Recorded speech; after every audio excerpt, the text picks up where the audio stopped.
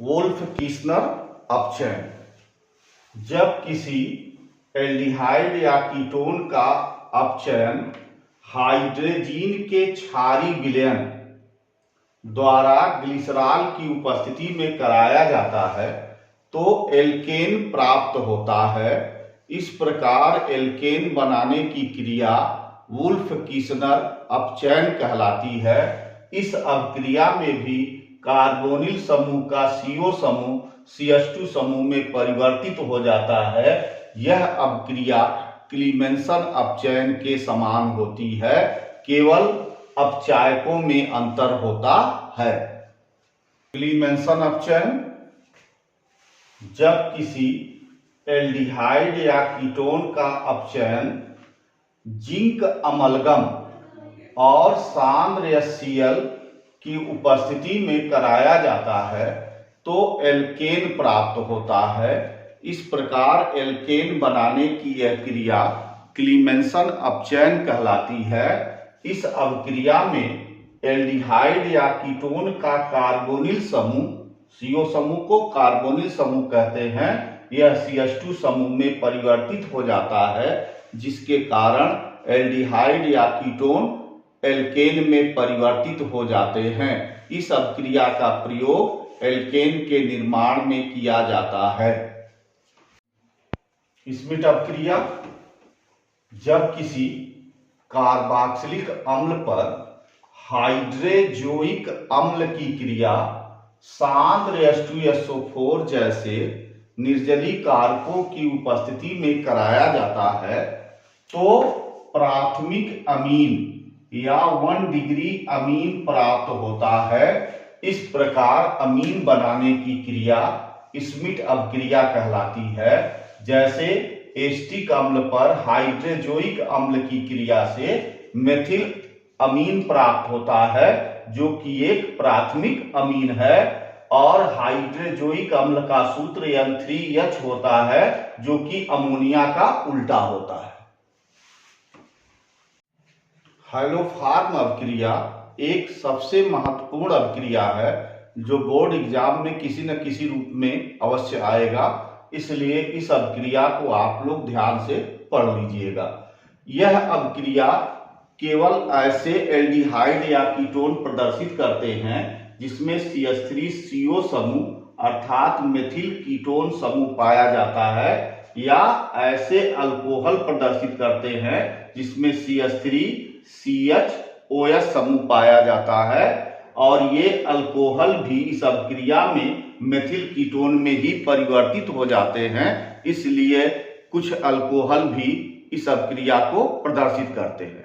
अब इस पर लिखना क्या है आप लोगों को कि जब किसी मेथिल कीटोन पर हैलोजन और कास्टिक सोडा या कास्टिक पोटास की क्रिया कराई जाती है तो CH3 सूत्र का एक यौगिक बनता है जिसे हैलोफॉर्म कहते हैं, और हैलोफॉर्म बनने के कारण इस अपक्रिया को हैलोफॉर्म अपक्रिया कहते हैं। जैसे जब एसीटोन पर, जिसमें कि मेथिल कीटोन समूह उपस्थित है, पर आयोडीन की क्रिया कास्टिक सोडा के साथ कराई जाती है तो एक पीले रंग का क्रिस्टलीय ठोस बनता है जिसे आयोडोफॉर्म कहते हैं, और इस परीक्षण को आयोडोफॉर्म परीक्षण भी कहते हैं। इसका प्रयोग मेथिल कीटोन तथा अन्य कीटोनों में विभेद करने में किया जाता है। इसी प्रकार से एस्टेल्डिहाइड पर क्लोरीन की क्रिया कास्टिक सोडा के साथ कराने पर क्लोरोफॉर्म बनता है, और यदि इन अपक्रियाओं में आयोडीन और क्लोरीन के स्थान पर ब्रोमीन का प्रयोग किया जाए तो ब्रोमोफॉर्म बनता है। इसमें से क्लोरोफॉर्म और ब्रोमोफॉर्म द्रव होते हैं, परंतु आयोडोफॉर्म एक पीले रंग का ठोस होता है। यह अपक्रिया सभी मेथिल कीटोन जैसे एसीटोन, एस्टेल्डिहाइड प्रदर्शित करते हैं, फॉर्मेल्डिहाइड प्रदर्शित नहीं करता है। इसके अतिरिक्त एथिल अल्कोहल, द्वितीयक अल्कोहल भी इस अपक्रिया को प्रदर्शित करते हैं। मोस्ट इंपॉर्टेंट रिएक्शन हेल्म-बोलहार्ड जेलिंस्की अपक्रिया, जिसे संक्षेप में HBZ अपक्रिया भी कहते हैं। यह अपक्रिया ऐसे कार्बोक्सिलिक अम्ल प्रदर्शित करते हैं जिनमें अल्फा हाइड्रोजन उपस्थित होता है। जब किसी अल्फा हाइड्रोजन युक्त कार्बोक्सिलिक अम्ल की क्रिया लाल फास्फोरस की उपस्थिति में क्लोरीन या ब्रोमीन के साथ कराई जाती है तो अल्फा हैलोजनीकृत अम्ल प्राप्त होता है। इस प्रकार अल्फा हैलोजनीकृत अम्ल बनाने की क्रिया हेल्महोल्ट्ज-जेलिंस्की अपक्रिया कहलाती है। जैसे एसिटिक अम्ल में अल्फा कार्बन उपस्थित है और इससे जुड़े हुए हाइड्रोजन अल्फा हाइड्रोजन है। जब इनकी क्रिया क्लोरीन या ब्रोमीन के साथ रेड फास्फोरस या लाल फास्फोरस जैसे हैलोजन वाहकों की उपस्थिति में कराया जाता है तो अल्फा क्लोरो एसिड प्राप्त होता है, एसिटिक एसिड प्राप्त होता है और यह अपक्रिया हेल्महोल्ट्ज-जेलिंस्की अपक्रिया कहलाती है। फॉर्मिक अम्ल इस अपक्रिया को प्रदर्शित नहीं करता है क्योंकि उसमें अल्फा हाइड्रोजन परमाणु अनुपस्थित होता है। कोच अपक्रिया, शॉर्ट नोट में आपको लिखना होगा कि जब बेंजीन या प्रतिस्थापी युक्त बेंजीन की क्रिया कार्बन मोनोऑक्साइड और हाइड्रोजन क्लोराइड के साथ कराई जाती है, एल्युमिनियम क्लोराइड या क्यूप्रस क्लोराइड की उपस्थिति में, तो बेंजल्डिहाइड या प्रतिस्थापी युक्त बेंजल्डिहाइड या एरोमेटिक एल्डिहाइड प्राप्त होता है और यह अपक्रिया कोच अपक्रिया या गटरमैन कोच अपक्रिया कहलाती है। इटार्ड अपक्रिया मोस्ट इंपॉर्टेंट अपक्रिया है इस वर्ष के लिए।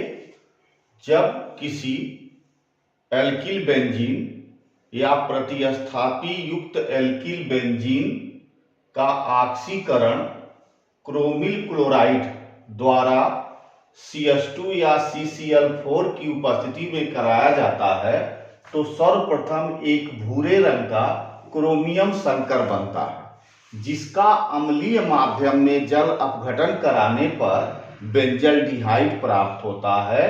इस प्रकार टॉल्यूइन से बेंजल्डिहाइड बनाने की क्रिया अथवा प्रतिस्थापी युक्त एल्किल बेंजीन से एरोमेटिक एल्डिहाइड बनाने की क्रिया इटार्ड अपक्रिया कहलाती है।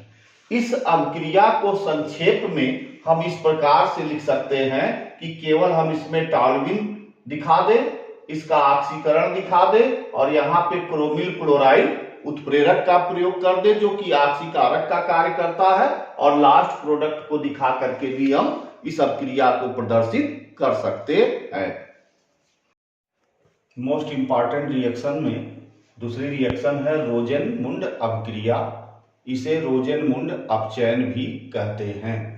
जब किसी अम्ल क्लोराइड जो कि उबलती हुई जाइलिन में निर्मित होती है उसका हाइड्रोजनीकरण या अपचयन बेरियम सल्फेट पर आधारित पैलेडियम उत्प्रेरक द्वारा कराया जाता है तो एल्डिहाइड प्राप्त होते हैं। इस प्रकार अम्ल क्लोराइड से एल्डिहाइड बनाने की क्रिया रोजेनमुंड अपक्रिया या रोजेनमुंड अपचयन कहलाती है। इस अपक्रिया में एस्टिल क्लोराइड के अपचयन से एस्टेल्डिहाइड प्राप्त होता है और बेंजाइल क्लोराइड के अपचयन से बेंजल्डिहाइड प्राप्त होता है।